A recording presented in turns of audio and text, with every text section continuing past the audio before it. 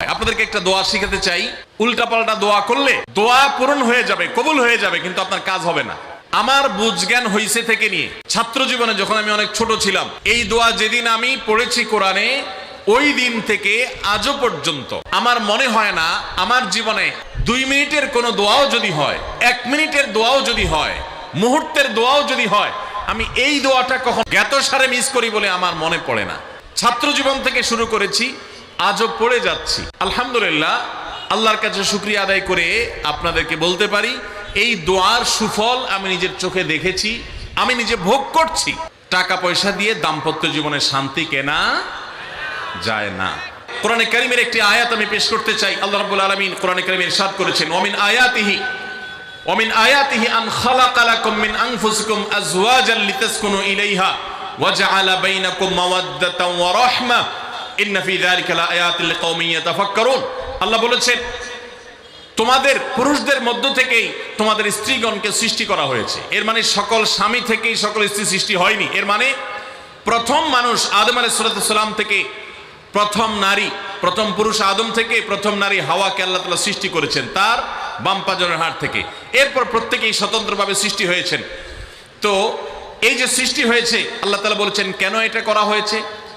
আদম আলাইহিস সালামকে সৃষ্টি করেছেন, তিনিই তো যথেষ্ট ছিলেন। আবার নারী হিসেবে হাওয়াকে কেন সৃষ্টি করলেন? আল্লাহ বলেছেন লিতাসকুনু ইলাইহা, যাতে করে তোমরা প্রশান্তি লাভ করতে পারো, একে অন্যের মাধ্যমে তোমাদের দুনিয়ার জীবনটা উপভোগ্য হয়, তোমরা যেন সুখে স্বাচ্ছন্দ্যে জীবন কাটাতে পারো, তোমরা যেন সুখে থাকতে পারো। এই আয়াত থেকে বোঝা গেল দাম্পত্য জীবনে সুখে থাকা এটা জীবনের সুখের অন্যতম মানদণ্ড।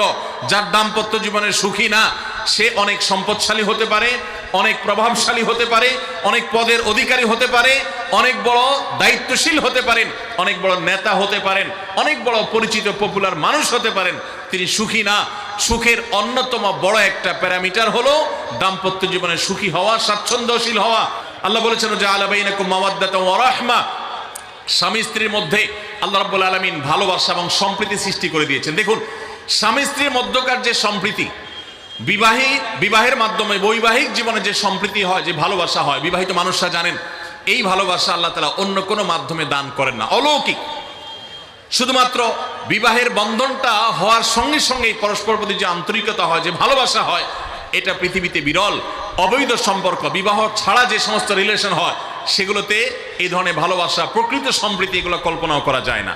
অনেক মানুষ আছেন আমাদের কাছে আসে, বিশেষ করে আমার কাছে যত মানুষ অফিসে আসেন, এক এক দিন কয়েকশো মানুষও দেখা যায় অফিসে আসেন, এমনও হয় কোনো দিন কয়েকশো মানুষও হয়। তো আমাদের অফিসে অনেকগুলো ডেস্ক আছে, অনেক আলেম আছেন, তারা সমাধান দেন বসে বসে, তারা সহযোগিতা করেন আমার সাথে। অনেকগুলো ডেস্ক বসাতে হয়েছে, এত বেশি মানুষ আসে। আপনারা অবাক হবেন, সবচেয়ে বেশি মানুষ আসে যেই ইস্যুটাকে নিয়ে, সবচেয়ে বেশি মানুষ আসে সেটা হলো দাম্পত্য কলহ, স্বামী স্ত্রীর ঝগড়া বিবাদ, তালাক, এগুলো নিয়ে সবচেয়ে বেশি সংখ্যক মানুষ আছেন। এবং আপনারা আরো অবাক হবেন, গরিব মানুষদের মধ্যে স্বামী স্ত্রীর মধ্যকার দূরত্ব, তাদের মধ্যকার কলহ, দ্বন্দ্ব, ঝগড়া, ফাসাদ, এগুলোর পরিমাণ বা রেশিও যত বেশি, টাকা পয়সা যাদের আছে, সামাজিক অবস্থান যাদের ভালো, আমার অভিজ্ঞতা হলো তাদের মধ্যে দাম্পত্য জীবনে কলহের পরিমাণ তুলনামূলক বেশি।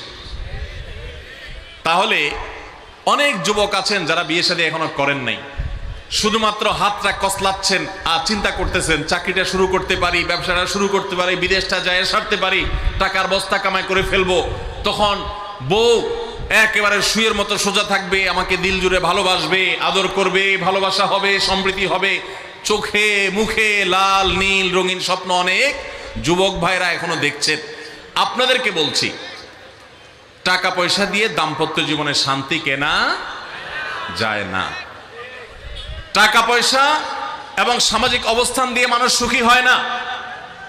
আমাদের কাছে অনেক মানুষ এসে চোখের পানি ফেলেন, তাদের সামাজিক অবস্থান অনেক মজবুত, তাদের সামাজিক স্ট্যাটাস কল্পনার অতীত, কিন্তু তারা পারিবারিকভাবে সুখী নন। আমানতদারিতার কারণে তাদের প্রাইভেসি রক্ষা করি আমরা, কখনো ইশারাঙ্গিত আমরা তাদের প্রাইভেসি ভঙ্গ হতে পারে সেভাবে বলি না। কিন্তু আমরা রেশিওটা আপনাদের সামনে পেশ করছি এজন্য, আপনারা যারা হাত কসলাচ্ছেন, যারা বেকার যুবক আছেন, যারা স্টুডেন্ট আছেন, যারা মনে করছেন যে টাকা পয়সা কামাই করে বস্তা ভরি, তারপরে আমি বিয়ে শাদী করে ফেললে সুখের সাগরে হাবুডুবু খাবো, আমি এরকম দেশ বিদেশ ঘুরতে থাকবো, এই রঙিন স্বপ্ন যারা দেখছেন তাদেরকে বলছি, বিশ্বাস করুন, সুখের সাথে এই টাকা পয়সা এবং সামাজিক অবস্থানের সম্পর্ক আপনি যতটা আছে মনে করেন বাস্তবে ততটা নাই। তাহলে কিসের সম্পর্ক? সুখী দাম্পত্য জীবনের জন্য পুরুষ এবং নারী উভয়ের জন্য সর্বপ্রথম এবং প্রধান করণীয় হলো আল্লাহ তাআলার কাছে অনেক আগে থেকে দোয়া করতে থাকা, দরখাস্ত সাবমিট করা যে আল্লাহ, আমার পরিবার, আমার স্ত্রী, আমার অনাগত সন্তান সন্ততি যারা আসবে আমার বংশে, আমার ঘরে, আমার সংসারে, আমার পরিবারে, আল্লাহ আপনি তাদেরকে নেককার, তাদেরকে মুত্তাকিদের ইমাম এবং তাদেরকে এমন মানুষ বানিয়ে দেন যেন তারা চক্ষু শীতলকারী হয়। আপনাদেরকে একটা দোয়া শিখাতে চাই, অনেকে হয়তো জানেন, সূরা ফুরকানের ৭৪ নম্বর আয়াত। সূরার নাম কি বলেছি? ফুরকান। আয়াত নম্বর কত বলেছি?